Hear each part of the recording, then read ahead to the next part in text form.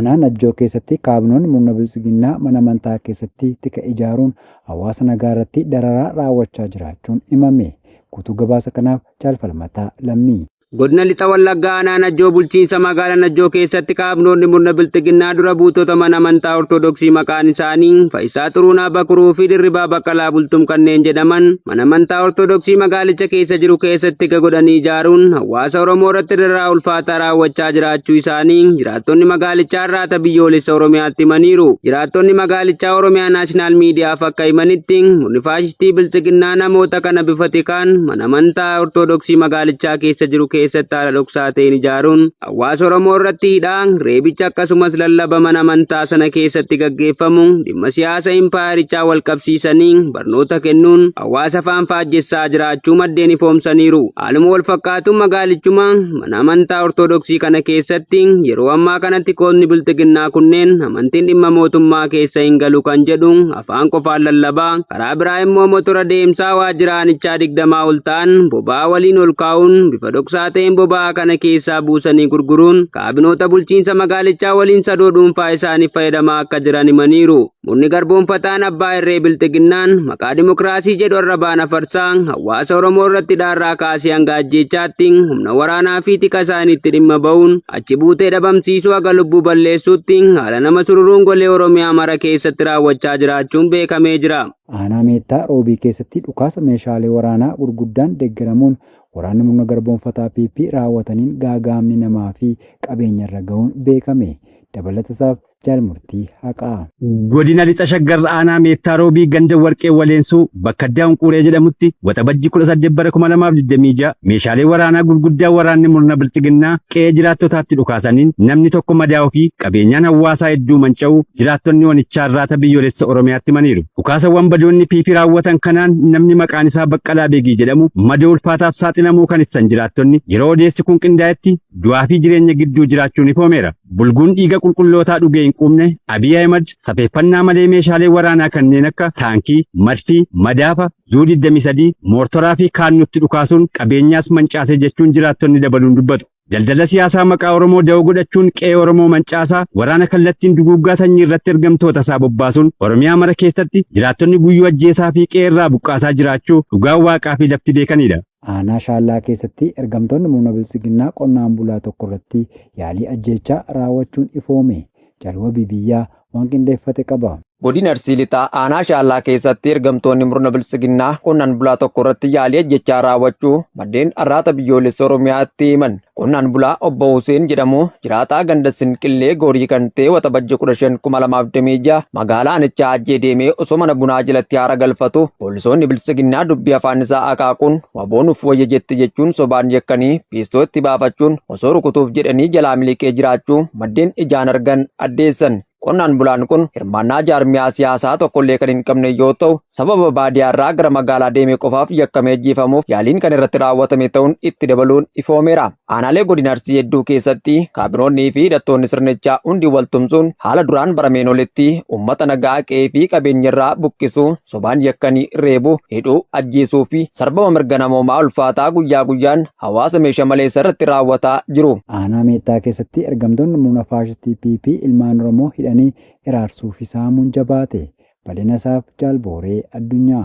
Godina Bahaa Harargee Aanaa Meettaa keessatti ilmaan Oromoo hedduun saalaa fi umuriin osoo adda hin baafamin deeggartoota waraana bilisummaa Oromooti jedhamuun bakkeewwan adda addaatti yeroo dheeraaf hidhamanii gidirfamaa jiraachuu maddeen arraata biyyoolessa Oromiyaatti himanii jiru. Haaluma kanaan araddaa waldaa gammachuurraa namoota hidhamanii jiran keessaa muraasni maqaan isaanii Nugee, Hamiinaa, Adam, Shaadii, Abdallaa, Kadir Abdii, Adam Ibroo, Faaxumaa Muummee, Raaziyaa Alii, Muhammad Adam, Meemunaa Ammiyyee fi Caalii Muummee kanneen jedhaman ta'uun baramee jira. Namoonni kunneen qonnaan bultoota hojii qonnaatiin ofii fi maatii isaanii jireessanii fi siyaasa kam keessa kan hin jirre yoo ta'an isaan keessaas armooliin ulfaa jiraachuu fi armooliin kunneenis qarshii 500 aga kaffalanitti hin baatan jechuun darraaka jiran ta'uun ibsamee jira. Kana malees torbanuma kana keessaa araddicha keessatti kaffaltii waliin isaa hin beekamne qarshii 500 fidaa jechuun halkaniin manneen jiraatotaa irra naanna'uun saamichaa fi reebichaan hawaasa darraa kan turan ta'uu maddeen itti dabaluun eeranii jiru. Iraaq ji'a 2 keessatti oomishni boba'aa sadarkaa waraanaan duraatti akka deebi'u himte.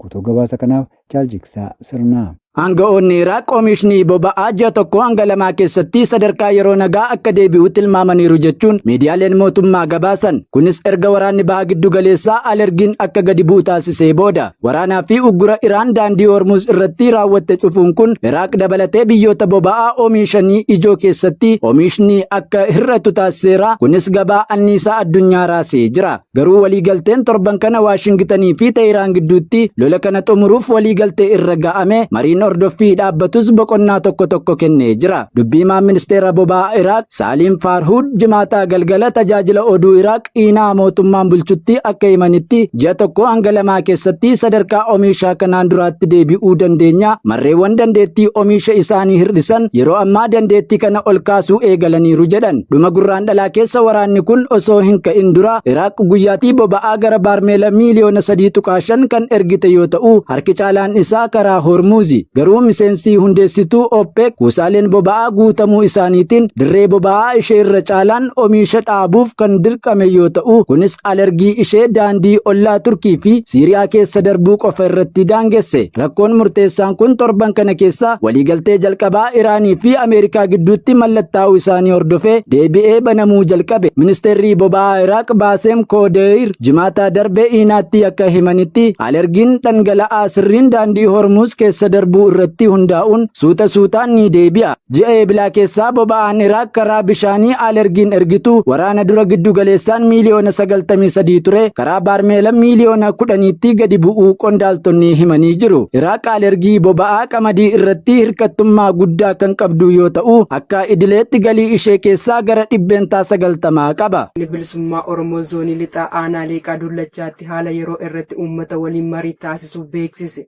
Bal'ina isaaf jaalwabii biyyaa. Waraanni bilisummaa Oromoo waboon zooniilee waraanaa cufa keessatti uummata Oromoo bal'aa waliin dhimmoota egeree qabsoo bilisummaa Oromoo hawaasummaa fi dinagdee irratti marii bal'inaan taasisuun uummata isaa of jala hiriirsaa jiraachuun ni beekama. Haaluma kanaan godina Bahaa Wallaggaa aanaa Leeqaa Dullachaa ganda Korkeetti waxabajjii 19 2026 waraanni bilisummaa Oromoo uummata isaa haalaa fi yeroo irratti hundaa'uun dhimmoota murteessoo kanneen hawaasummaa, dinagdee fi egeree qabsoo bilisummaa Oromoo akkasumas hariiroo waraanni bilisummaa Oromoo fi uummanni Oromoo waliin qabaachuun sirna abbaa irree ofirraa buqqisuun biyya isaa irratti hiree isaa ofiin murteeffatee jiraachuu danda'u irratti gadi fageenyaan mari'achuun haala boonsaa fi akkaan namatti toluun xumuramee jiraachuun qondaalli waboonichaa arraata biyyoolessa Oromiyaaf addeessee jira. Akka hoogganaan waboonichaa ONM'if gabaasetti waraanni bilisummaa Oromoo diina uummata isaa irraa loluun cinatti uummata isaa of jala hiriirsuun Oromoon yeroo murteessaa kanatti qabsoo isaatti gudunfaa tolchuuf maal gochuu akka qabuu fi shira murni bilisiginnaa maqaa Oromoo dhaachuun sabaa fi sablammoota impaarattii keessa jiraatan irratti lola banee jiruu fi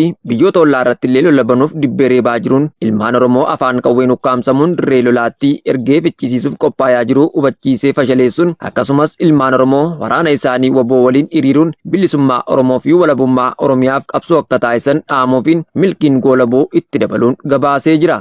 Aanaa Tokkee Kuttaayee keessatti ergamtoonni bilxiginnaa dargaggoota ukkaamsuun gara dirree waraanaatti guuraa jiraachuun ifoome. Jaalsabaaf waan gaarii waan qindeeffate qaba. Godina lixa shaggar aanaa Tokkee Kuttaayee keessatti hidhattoonni waraana biltsiginnaa waxabajjii 16 2026 irraa eegaluun dargaggoo magaalaa keessaa ukkaamsuun gara dirree waraanaatti geessaa jiraachuu maddeen arraata biyyoolessa Oromiyaatti himanii jiru. Akka jiraattonni naannichaa himanitti gocha akkanaa hawaasa keessatti yaaddoo fi sodaa guddaa uumaa jira. Maatiin dargaggoota isaanii bakka geeffaman adda baasuu dadhabuun rakkoo keessa jiraachuu himanii jiru. Dargaggoonni kunneen abdii fi humna hawaasaa waan ta'aniif ukkaamsamuu fi bakka hin beekamnetti geeffamuun maatii isaanii fi uummata naannichaa biratti yaaddoo guddaa uumee jiraachuu maddeen itti dabaluudhaan addeessanii jiru. Haaluma kanaan yeroo ammaa dargaggoonni hedduun magaalaa fi baadiyyaa keessaa qabamanii bakka adda addaatti geeffamaa jiraachuun hawaasa keessatti sodaa fi shakkii uumaa jira. Murni biltsiginnaa impaayera Itoophiyaa waraanaan lolee injifachuu dadhabuun ilmaan Oromoo afaan qawween dirqisiisuun goleewwan Oromiyaa cufatti akkuma fedhan bobba'uun ilmaan Oromoo mirga lubbuun jiraachuu dhorkuun gara dirree waraanaatti geessaa jiraachuun ni beekama. Aanaa Gololchaa keessatti saamichi jaleewwan biltsiginnaan hawaasa irratti raawwatamu hammaate. Jaalamartii Oromoo dabalata qabdi. Godina Arsii Bahaa Aanaa Gololchaatti saamichi maqaa adda addaa da'oo godhachuun jaleewwan bilxiginnaan jiraattota irratti raawwatamu akkaan jabaatee itti fufee jiraachuu jiraattonni arraata biyyoolessa Oromiyaatti himan. Torban kana keessa ganda Jingaa Dhiibuu jedhamu irraa ergamtoonni bilxiginnaa dantaa dhuunfaa isaanii guuttachuuf dhama'an torban darbe irraa eegaluun jiraattota hunda dirqamsiisanii gatii buusaa gonofaa fidaa jechuun qarshii 500 irraa eegaluun aga fedhan saamaa jiraachuu jiraattonni gandichaa ibsaniiru. Kana malees lukkeeleen diinagdee ilmaan Oromoo quucarsuu kaayyoo jalqabaa taasifatan ajaja koloneel Abiy Ahimadiin bobbaafaman namoota qarshii dhaban irraa midhaan baaldii guddaa tokko humnaan saamuu fi uffata milishaaf ittiin binna jechuun qarshii 500 aga 1,000 saamaa jiraachuu jiraattonni gandichaa itti dabaluun ifoomsaniiru. Mootummaan abbaa irree bilxiginnaa diinagdee impaayaratti irra jireessaan gara dantaa waraanaatti naannessuun kufaatii siyaas diinagdee impaayaratti mudate bayyanachiisuuf qonnaan bultoota iraarsuun galii impaayaratti tinnisuu akka tooftaa diinagdee gaarii ta'etti lakkaawwachuun kutaalee Oromiyaa cufa keessatti ilmaan Oromoo agabuu bulchee dhimma siyaasaa ittiin gaggeeffataa jira. Aanaa Ciroo keessatti ergamtoonni PP saamichaa fi hawaasa irratti raawwatan cimsanii itti fufan. Guutuun gabaasichaa akka taanutti isiniif dhiyaata. Godina Harargee Lixaa Aanaa Ciroo ganda hidhannee jedhamu keessatti ergamtoonni murna bilxiginnaa saamicha hawaasa irratti raawwatan cimsanii itti fufanii jiraachuu maddeen arraata biyyoolessa Oromiyaatti himanii jiru. Saamtonni bilxiginnaa waxabajjii 17 2026 gatii waraqaa eenyummaa dijitaalawaa jechuun hawaasa hiraarsanii qarshii 200 kan saaman yoo ta'u gatii suuraa ittiin kaan immoo qarshii 600 irraa guuraa turuu maddeen ifoomsanii jiru. Kana malees hiraarsaa ulfaataa hawaasa irratti raawwatan ammeessuun namoota maqaan isaanii Zayitee Jibriilii fi Muhammad Hamzaa jedhaman waxabajjii 17 2026 baala sammuu namaa hadoochuu gurgurtu jechuun qabanii hidhaatti darbachuu jiraattonni arraata biyyoolessa Oromiyaaf addeessanii jiru. Lukkeeleen bilxiginnaa ilmaan Oromoo hunda afaanii kukkuulanii sobaa faallaa isaa immoo sababa hin beekamne yakkuun diinummaa fi jibbiinsa qaban ifatti mul'isuun dararraa ulfaataa dhala namaaf hin malle jiraattota irraan gahaa jiraachuun kan beekamudha. Iraan yakka Israa'el hordofuun Hormuz cuftee waliigalteen Ameerikaa rakkina keessa jira jechuun akeekkachiifte.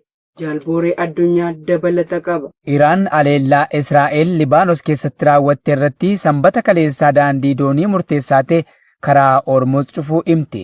Kunis waliigaltee waraana baha giddu galeessaa xumuruuf Ameerikaa waliin qabdu cabsuudha jettee jirti.